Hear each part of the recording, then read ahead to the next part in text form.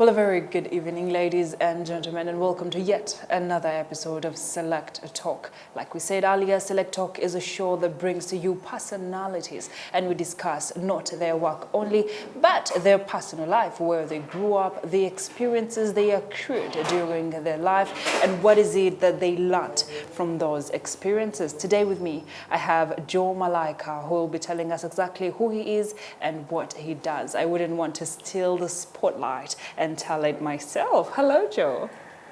Hello, thank you for having me. How are you doing? You look great. I like the whole black. Oh, thank you. Today you say I look great. Remember the interview we had last time and I you were not remember. sure whether you should say I look great or not, but you had to say I look as great. always. I'm glad to have you on the show one more time. I had you on the first show and now I have you on Select Talk. Always a pleasure. Thank you for having me. We're becoming family. Next time I'm going to come have dinner at your house. Oh, definitely. Why not? That would be amazing, and I'll cook you one of those Swahili cuisines that we have. Swahili cuisine. I'm into all Yeah, that. tell me and the viewers who Joe is, and then I would like to get into what you like eating, because since you said you wanted to come for dinner, I'd like to know what you eat. Oh, what totally. You love So, eating. ladies and gentlemen, by the way, thank you for having me again. My name is Joe Malaika, fashion design extraordinaire from Massachusetts. I make clothes for both men and women. I've also been named the most stylish person in the Commonwealth of Massachusetts. And yeah, so briefly, you know, I'm just a fashion designer from Boston. Like I said, I've never done any shows here, but I would love to do a show here. Okay, and you are in Uganda. What are you doing in Uganda? So I'm here because I have a store here, and also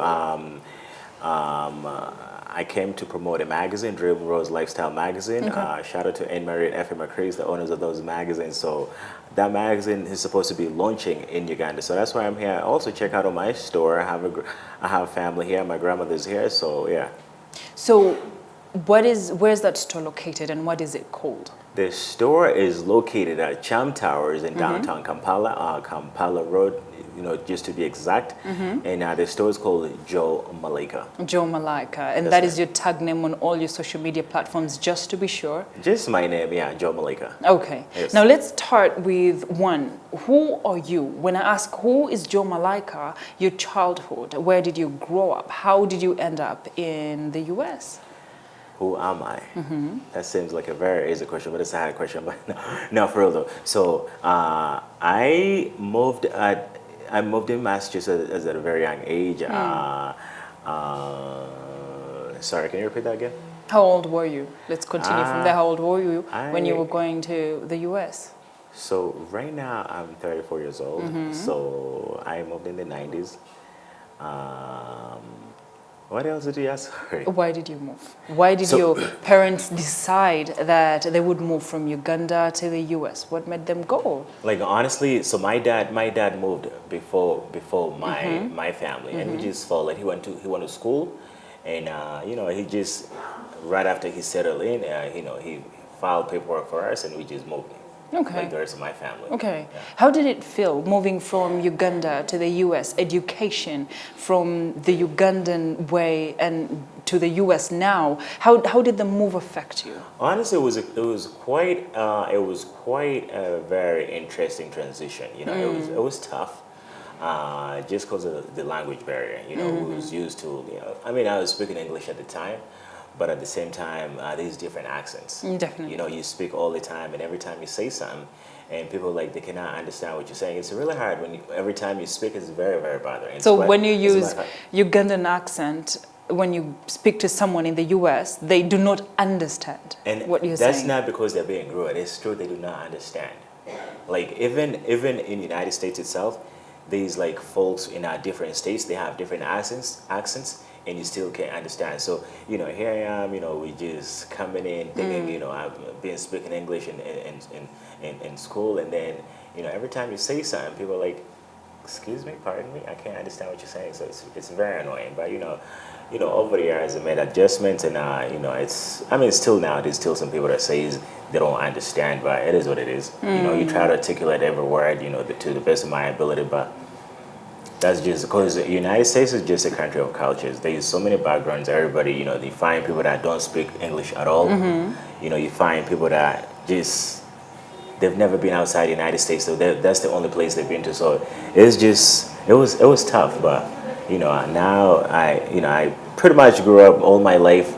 I grew up there, so now first time coming back to Kampala, it was 2015, so it was also a big transition. But now I come every year. Something happened when you came back to Uganda, I'm sure, and people The couldn't roads were like mad understand.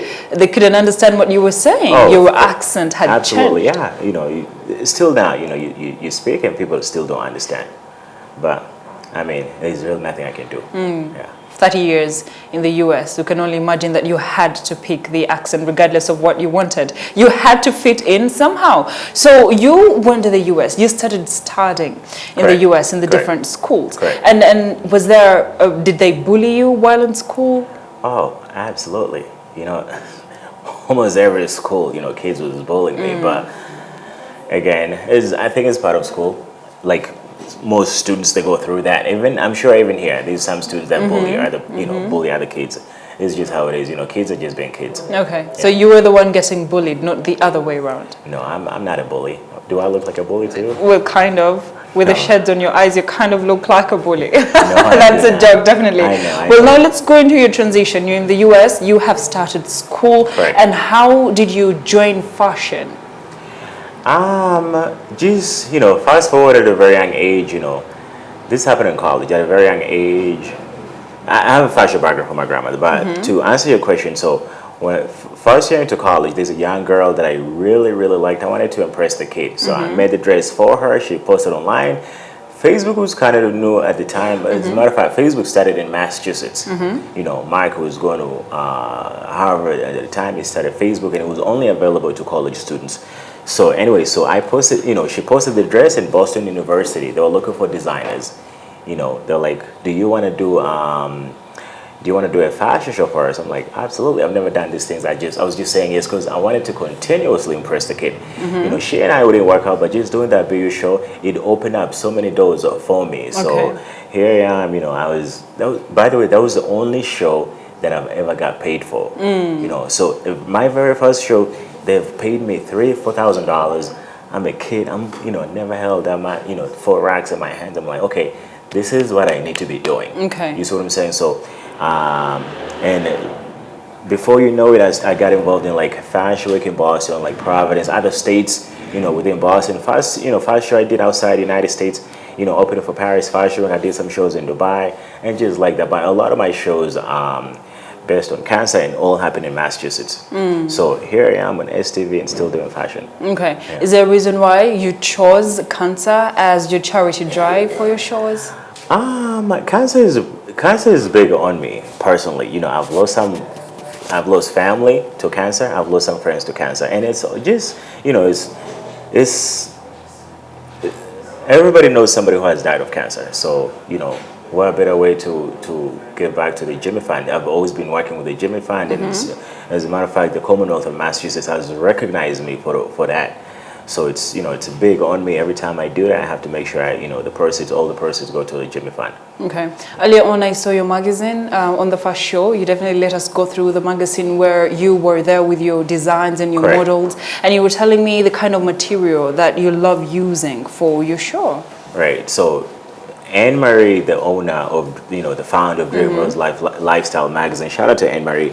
She did like a whole story about me, and almost the whole entire magazine was about me, just to showcase my creativity. Allowed me to showcase people what I can do, and it was a great experience. And I'm hoping that magazine can launch sometime in the next couple months here in Kampala. Okay. Now, after you have stayed in the US for 30 years, you're now in Uganda, and njagala kubuuza oyogera Oluganda. Latifa nze mpakukis.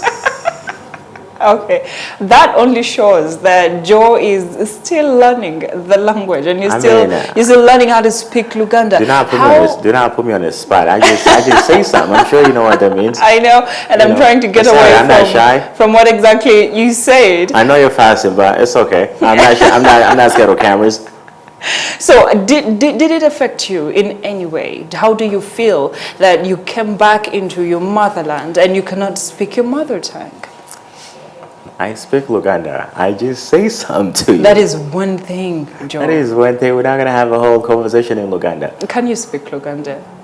Jokes aside, can you speak Luganda, Joe? Yeah, I'll do that off camera. Okay. You definitely can speak Luganda, ladies and gentlemen. And that's because definitely you've been in the US for over 30 years. And in the US, I'm sure your family was speaking English at home, weren't they? Right. Yes. And even here, you've been telling me about your grandmother and how she was a teacher. And, Yeah, my grandmother, you know, she was a high school teacher. She taught English in high school, St. Peter's, Zambia to be exact. So she's very well, you know, she speaks English very well. She's very articulate. As a matter of fact, she teaches me all the time. Okay. Yeah. All right. So what are some of your best childhood memories? Some of my best childhood memories is just my high school days with my buddies. But you know, I know everybody's grown. You know, we cannot do pizza Tuesdays no more. We can't hang out as much as we used to. But I mean, it is what it is. We grow, and everybody finds their own ways, and that's just how life goes. So I miss high school days. I wish I could go back to high school again, but you know, at the end of the day, I have to grow up. So even your best childhood, the beards, I can see you touching them and showing us. I never that had beard, but you know, it's not a whole lot. I'm no Rick Ross, but I'm good with what I have. Okay. It's a little something. And that for me says something. See, your best childhood memory is something that you created in the US. And do you have any memories of when you were young in Uganda? Yeah, I used to go to church a lot. My grandmother, you know, I come from a very religious background. My grandmother used to bring me to church every single day. You know what I'm saying? So I miss that a lot. And too bad now she can't go to church the way she used to. So I miss that. You know, but just to stepping into her shoes, not just for fashion and on the religious side, going to church as much as I can, and you know, just to just do the things that she's not able to do anymore on her behalf. So it brings joy to my face, me as Joe Malaika. Okay. Well, you speak a lot about your grandmother. Yeah. Tell me about your parents. My parents, they've been married for as long as I've been alive. They both live in Massachusetts. We're about 14 kids. 14. Yeah, unfortunately, we lost Phil. R.I.P. Phil. But just my parents, you know, they've been living in Massachusetts. My dad comes a lot more often to Kampala than my mom. My mom's only been back one time. And yeah, they're very, like I say, they're very religious. They go to church all the time. And my mom is into healthcare. My dad is into a whole variety of businesses. So. How do they feel about you joining business? I think very supportive. Okay. You know, they come to all my shows that I do, just like any other parents. They still give me the support that I need, but at the end of the day, it's me, so I have to pick up everything on my own. But at the end of the day, they support us parents. Okay. Yeah. All right. And what is your general view of family? Say one more time, please. What is your general view of family? I would love to start a family of my own. You know, I'm a very family man, and I love family. I come from a very big family, like I told you. So, but I don't know if I can pound 14 kids and just, That's a lot. That's a whole lot. I can't do that. Yeah. Did that affect you negatively or positively, having 14 siblings? Absolutely not. We all love each other. You know, they support me when I'm here. You know, they call me all the time. Joe, is everything fine? Is there anything we can do? You know, just being like normal siblings. We love each other. Yeah. Okay. So how many of those 14 siblings are in the U.S. with you, and how many of those are still in Uganda? They're all in the United States. They're all over in different states. I have a sister in Colorado. I have a sister in Virginia. I have a sister in Manhattan, New York. A lot of them, they just live in Massachusetts. So, okay. Yeah, majority of us live in Massachusetts, but everybody's in USA. Yeah. All right. So now coming back to the difference between life in the US and in Uganda. You've been in Uganda Correct. a number of times. Right. What are some of the standout differences between living in the US and living in Uganda and having a family in the US and in Uganda? There's a whole lot, you know, but just people don't follow rules here. You know, but people in the United States, they follow rules. It's a system, but there's really no system here. You know, the folks that have the money, they do, and the folks that don't, they don't. It's just really no in-betweens. And and also like the cost of living is a little bit cheap here, and cost of living here is very pretty expensive. People do make the money, but at the end of the day, they spend all the money on bills. So for me, I'm blessed that I was able to start some of my own, and it just able to capitalize on that. Though we got hit by COVID-19, it's just not just me; it's a global thing. So I understand that, but there's so much differences in the lifestyle. Yeah. Okay. Now, speaking of COVID-19, you mentioned it while you were speaking about the difference. Right. How did it affect your life and then your business? I got hit really hard. I was making dinner jackets. Nobody was going out as much as they used to be. I just ended up doing some other stuff. So, at one point, I'm glad it happened because it was able to open up so many doors. I was able to jump into bridal. I made like a whole bunch of masks, not just helping me, also helping other people. I've been all about community. So these folks in my community that was, remember everything was closed. People were getting masks in China, so I was able to step in and make sure like the people on the front lines were getting masks. So I was able to do that. Like it happened right before, like. In March of last year, before COVID hit really hard, I was here. So I made some masks here and donated to like folks that needed them. And I did the same thing right when I arrived to Kampala. But just to get back to your question, I got hit really hard. I was not, of course the money wasn't coming in as it used to be. We were late on bills, just like everybody else. But, we find other ways of surviving, different other stuff. I was able to like get into illustration, something I was not able to do because I had so much time on me. You see what I'm saying? So I was able to get into other stuff like, illustration, something I've always been wanting to do. So there was both the negative and then the silver lining that you had in COVID-19. Right. So right now, as a matter of fact, right now I'm heavy on bridal, something that I because there's a lot of bride sell, especially in the United States. Yeah.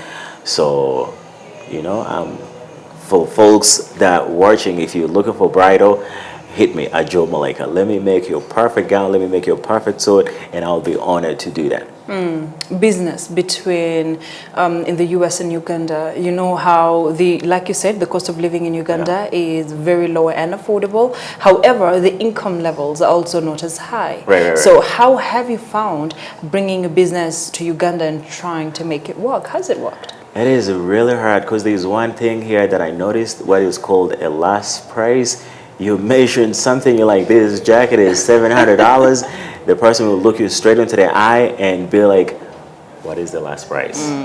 Exactly. You know what I'm saying? But bargaining power has to be present. You can't tell me this is the price that I set and you cannot talk about. We have to bargain about it. There's always a last price, and I'm embracing that, Yeah. Because myself, when I go to buy something, when I'm ordering a scooter, I want to know the last price. The guy is telling me 4 racks. I'm like, son, what is the last price? Oh, so you've learned the last price way of doing things. If you go to Rome, you're going to behave like Romans.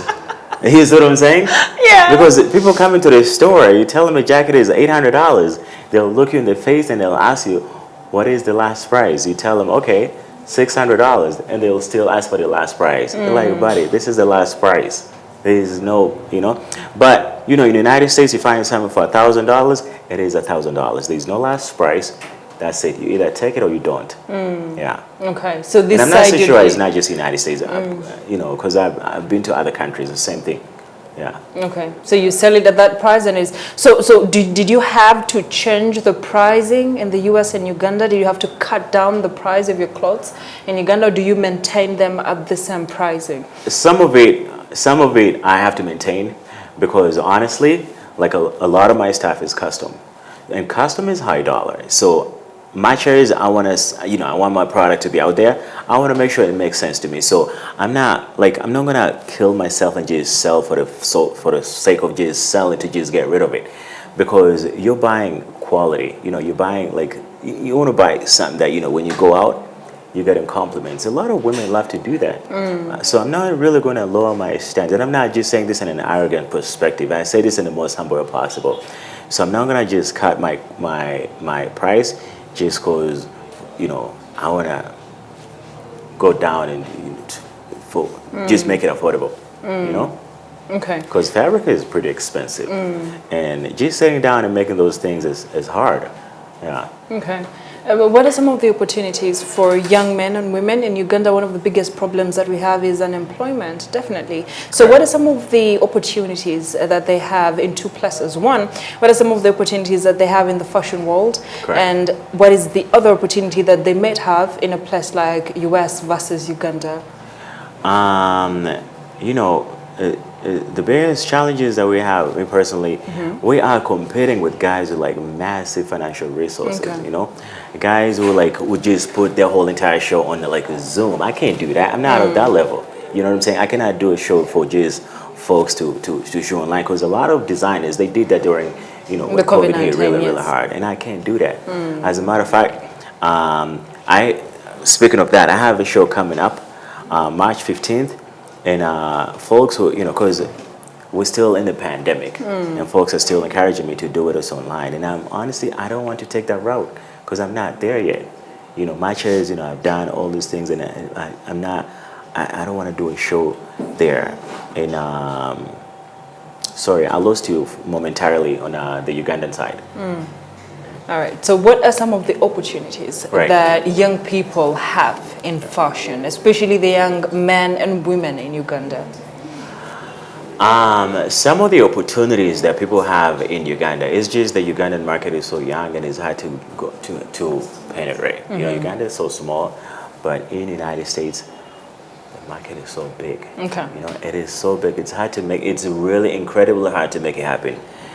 It is so hard because there's so many people doing fashion, the same thing we're doing. Like I said, we're competing with guys with like massive financial resources. It's just tough. You know, so the opportunities here, fabric is not too expensive as, you know, compared to United States. And, you know, fashion school is not as expensive. Okay. Fashion school is expensive. I was lucky enough that my design school, I didn't really have to pay a coin. My grandma was my design school. So, but for folks who are going into schools for fashion, it's pretty pricey. You gotta have some deep pockets to go into school for fashion. Okay. Yeah. So you're telling the young men and women out there that Uganda is the best place to, one, start a fashion line, and two, learn fashion, because there are better opportunities in Uganda and the market is still very, very young. We don't have a lot of players, so there's Correct. no competition. Not necessarily. I'm just saying the competition, you're right, the competition is not too much. But and like I said, fabric is inexpensive. Fabric in USA is very, very expensive. You know what I'm saying? So if as a matter of fact, if I could turn back the clock, I would take some lessons here. But pretty much, you know, everything that I need to learn in fashion, I have it. Okay. Yeah. So how did your grandmother become your teacher? Could you take us through that time? So my grandmother was pounding a sewing machine, and then me just looking at her, I always, you know, it was a fancy thing for me to watch as a kid. So just sitting on it, I learned how to, like, you know, to sew, and, you know, moved into USA. A lot of it I had to learn on my own. You know, cutting pattern. You know, I was open. We have internet, so something that I'm not very certain. You can go on YouTube and look it up. You see what I'm saying? Also, just sitting with other individuals that like to do stuff that I'm to do, and just learning from them. You know, schools were bringing me to teach students, but just because, you know, I was also learning in the process. Yeah, but everything was started from my grandma. So just me to step into her shoes and follow the legacy of what she started makes me happy. So when I'm here, I want to make sure I see her every single day because, yeah. Okay. We have a very bigger connection, but like that goes beyond fashion. Yeah, I know. I can see you speak about Pretty her deep. a lot, and you speak about her dearly. You do. Now, coming back to what are some of your worst memories? We've spoken about your best memory, Yeah. and let's come back to what are these memories that when you think about, you clinch and you're like, okay, this happened too in my life. Some of the terrible memories in fashion. In your life. It doesn't have to be about your work. Some of the terrible memories I have, you know, I got shot. You know, nobody would ever know that. I got shot in the leg, and that was, you know, just like any other kid. You know, you're growing up watching movies. Anytime somebody gets shot, you think you're gonna die. That's death. So I got shot, and I thought I was gonna die. And also, just one of the worst things that's ever happened to me is just losing my brother. My brother Phil, R.I.P. Phil, and it's just one of the, the hardest thing. It changed my life so much that I'm just, at one point I wanted to give up on life because it felt like everything that I was doing in life had no purpose. But at the end of the day, I get it, it's a life, and we just have to keep moving and just pretty much further his legacy and just keep his memory as alive as much as possible. At what age did he pass on? He died at, he died he was a 27-year-old man. Okay. Yeah. So, but it's not too long ago. So it's pretty recent. Anytime you see people carrying caskets or you see people going through the same thing, it just takes you back. Takes you back. So it's really, I'm sure everybody has experienced death, but when it's family, it hits different. Yeah. I hear you. Yeah. So take us through the time when you were shot. What happened exactly? Honestly, I don't even know who shot me. I have no idea. It was just people gathered, whatever. Next thing you know, gunshots, ran to my house. And next thing you know, blood coming out of my leg. You didn't realize when you were shot. You didn't know that you were. I did not. Thank God it didn't hit no bone. Otherwise, I'll probably be on crutches right now. But probably 2 hours later, I'm just sitting down and I'm bleeding like constantly. I'm like, what is happening? So, and then I put my finger. It went through. It went right through. I'm like, my goodness, I got shot, and it was very, very scary. Okay. So I'm thinking I'm gonna die this time. I started calling people. I'm like, listen, should I say goodbye? I don't know what to say. Like that night, I didn't even sleep because I know if I sleep, I'm never gonna get up. But the doctor kept telling me, it's not like life-threatening. I'm like, son, this is life-threatening. The bullet just went through my leg. I just have a hole on my thigh. I was able to stitch it up, and I'm able to walk again, and the rest is history. So that's something that there's this huge scar in my leg. Unfortunately, I cannot open and show you, but Racism. Man, racism, that thing will never end. It's forever going to be there. It just slowed down a little bit. I'm sure you saw the news of the George Floyd thing, George Zimmerman, all these stories. There's always in the news. Racism is just there. We just have to live with it. Your personal experience with racism? My personal experience, I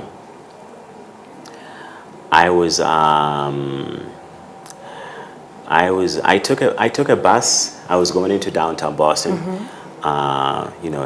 Meeting I got into the bus, and then everybody was just like, they just give you this look. It was just weird. You could just feel the vibe, very, very uncomfortable. And also, another incident. It was just when people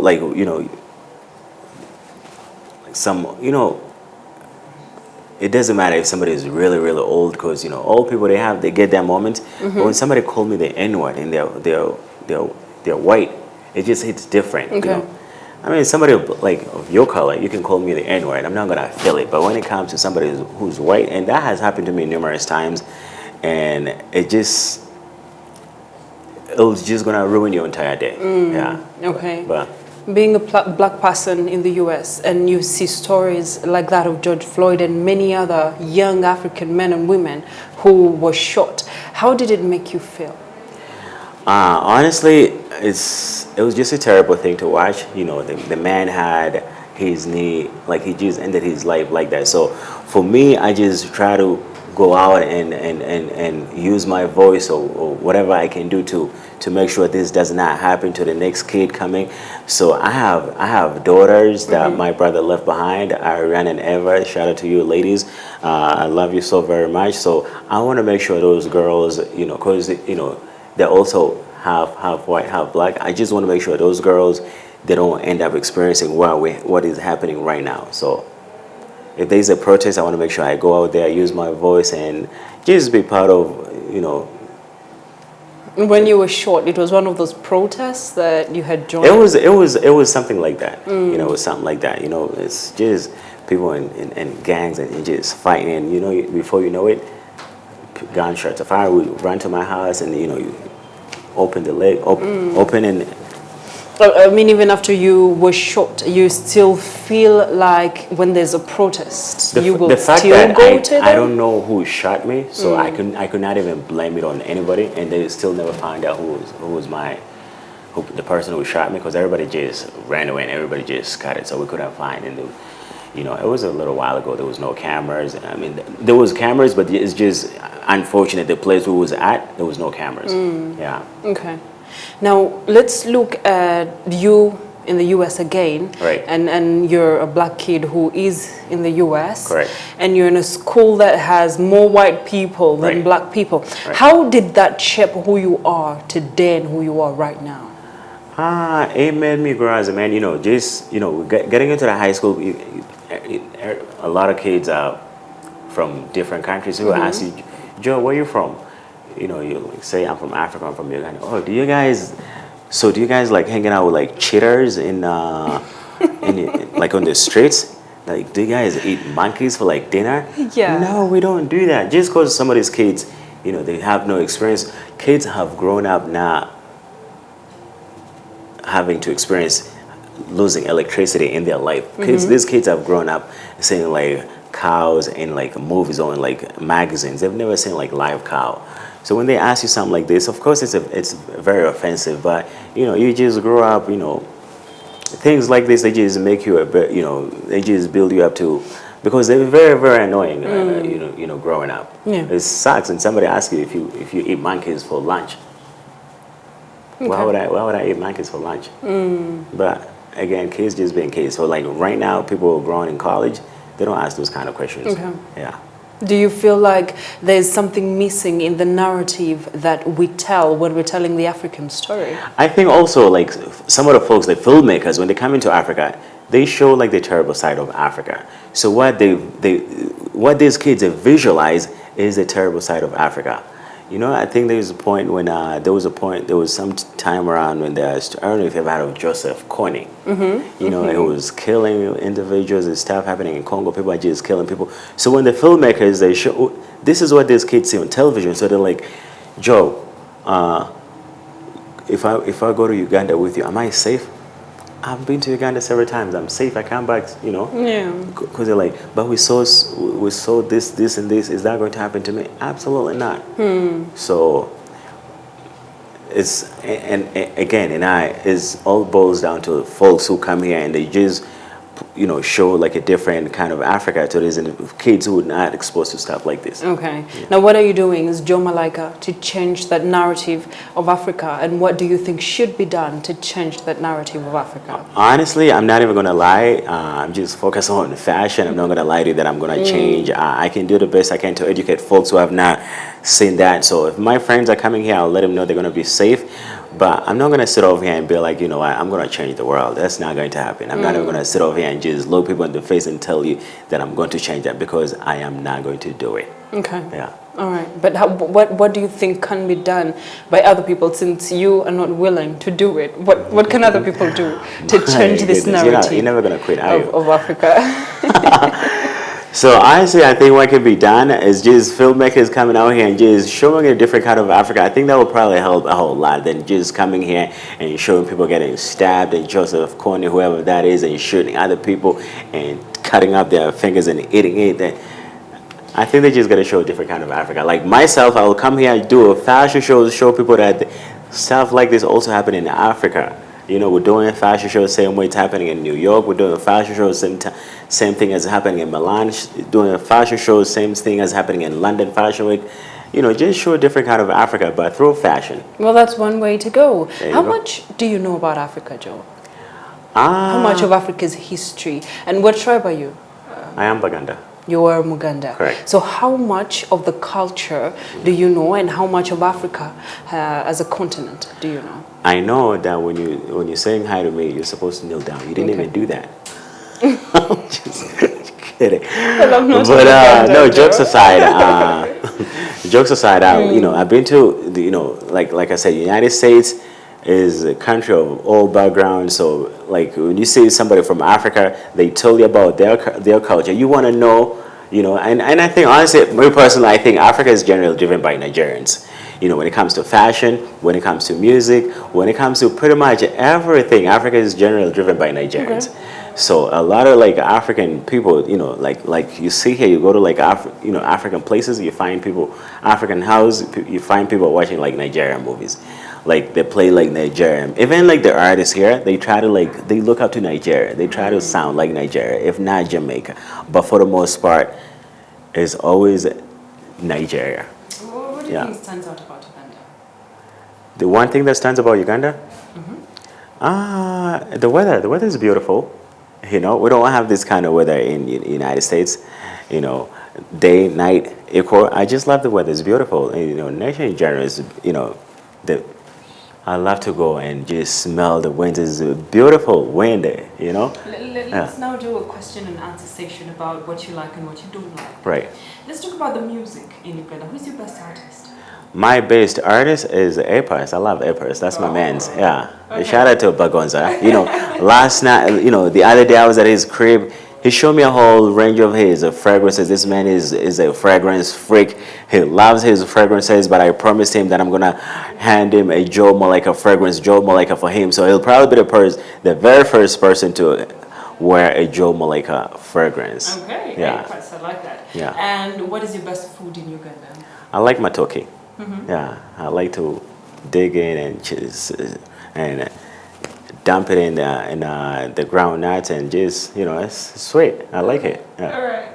And I love the Rolex. You know, I'm about to go pound another Rolex, but too bad right now I'm still fasting. I'm fasting with you. I told you I was fasting with you. You'd never believe me, but I'm fasting with you. So later on, I don't know what time we're supposed to break fast, but on my clock, we're supposed to break fast at 7:30. Right when the sun is out, I'm about to get me a Rolex. So I don't know about you. So I love Rolex. So you enjoy the Rolex in Uganda. That's something that stands out about Uganda. It's unique to Uganda, where Rolex is unique. Other places may try and make them, but we stand out for the Rolex. Oh, totally. Oh, we do. Yeah. Okay, I'm glad that you like that too. All right, so if you are told to go to one place in Uganda, one district in Uganda, which one would you choose? You know, unfortunately, I haven't been to so many places. But I would love to go where the animals are. Because people keep asking me if I've never seen a live lion. No, that's Kasese. Kasese has Queen Elizabeth National Park. See, I haven't been to those spots. These are the other places that we also have national parks. So we have Kidepo National Park. Right. So we have part of the West Nile region. Right. We have part of the Western region. Right. And that's where the animals are. Right. So hopefully, I would love to go there. I'm pretty big on Snapchat, so I want to go over there and hang out with like Simba, Mufasa, take a couple of Snapchats. You know what I'm saying? So, you know, hopefully he don't bite.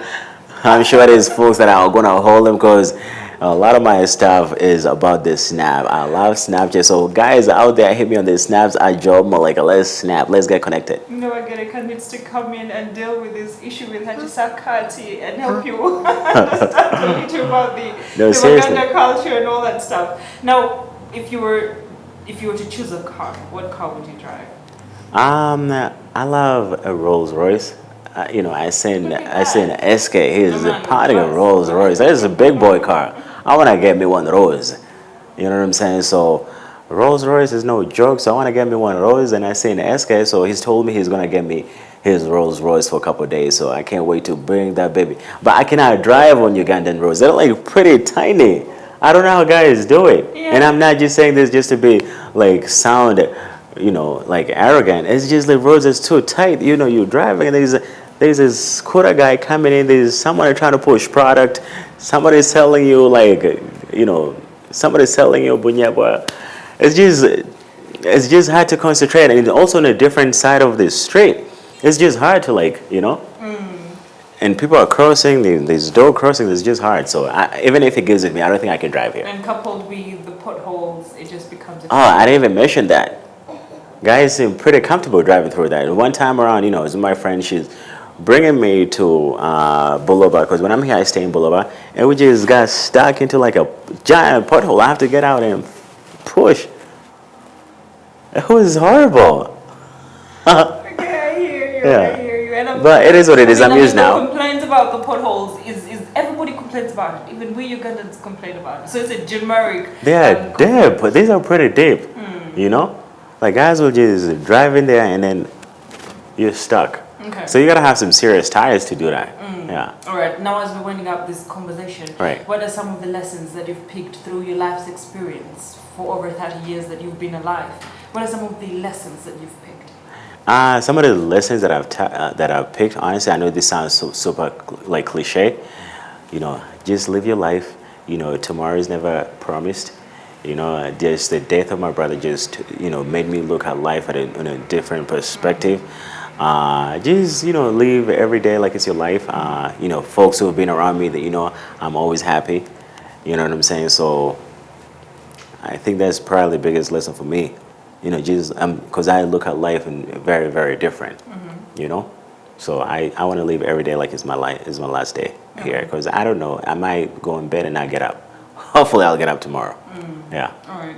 Now, give an advice to the young girls and boys out there who are watching you right now, and to the men and women who are watching the show right now. What advice would you give them?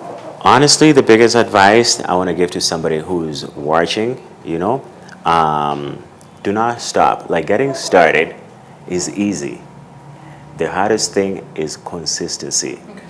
I would profoundly sit and just, I would feel sorry for myself because money wasn't coming in. Everything you have to do on my own. And nobody's going to help you build your dream but you. So for somebody who's sitting out there, when you start something, please don't stop, because consistency is key. Like, stay consistent. Every day is not going to be the same. There's some tough days. Most of the days when you're getting started are going to be tough, but you use that toughness and just keep going. I know you've had this numerous times, but listen, ladies and gentlemen, I'm telling you, I've been through this. It's tough. Nothing is easy. Whatever you do, nothing is easy. You know what I'm saying? So just stay consistent. Even if it's not paying out, one day you'll get paid. You'll get paid big, and you'll look back and consistency. Yeah. We hear you. Thank you. And I've picked a word or two from that. Yeah. And I know there are times that you want to give up in life because things are becoming harder than you. Because people are gonna tell you, you're not making money from this, but as an individual, look into yourself. Do I want to give up on myself? Do not give up on yourself. Just stay consistent. Yeah. Thank you. Now I'll give you a few more seconds to talk about Joe Malaika brand. Correct. And then we'll definitely call this a day. All right, ladies and gentlemen. First of all, folks are watching. I have a store account at the Charm Towers. Pull up. We have men and women. Come at the Charm Towers 141. That's where we're at the for the Joe Malaika. Oh, just go online, joemalaika.com. Follow me on Snapchat. I love to snap at Joe Malaika on Instagram. Everything is just Joe Malaika. So I don't really have much to say. Everything, I have it. By the way, I have a fashion show coming up on May 15th. It's going to be in downtown Boston, unfortunately. And my very first fashion show that I've been wanting to do here is going to happen sometime next year, because it's really hard to do anything this year because we're still in a pandemic. You know what I'm saying? So for folks, just look out for the Joe Malaika's Excessive Fashion. Is going to be coming to Kampala sometime in March, and I'll be just stay connected to my social media, and I'll be giving you all the details as we get closer. So again, my name is Joe Malaika. Hit me on all social media at Joe Malaika. Ladies and gentlemen, Joe Malaika, business owner, a fashion designer, and all the way from the US to Uganda, but he's a Ugandan as well. So thank you for joining us for this conversation. Thank you for making time for us, and we appreciate having this conversation. Thank you so very much for having me. Can I ask you something really quick? Please. Can you please bring me back? I would love to be back. This is a fun. I would love to sit here, relax. Look how you're looking all like a Virgin Mary. You know what I'm saying? I love this. Can you please have me again? It will be a pleasure to have you back on the show. And are you going to Mpaku Kiss? Ladies and gentlemen, we'll call this we'll call this a roundup. Have yourselves an amazing night and take care.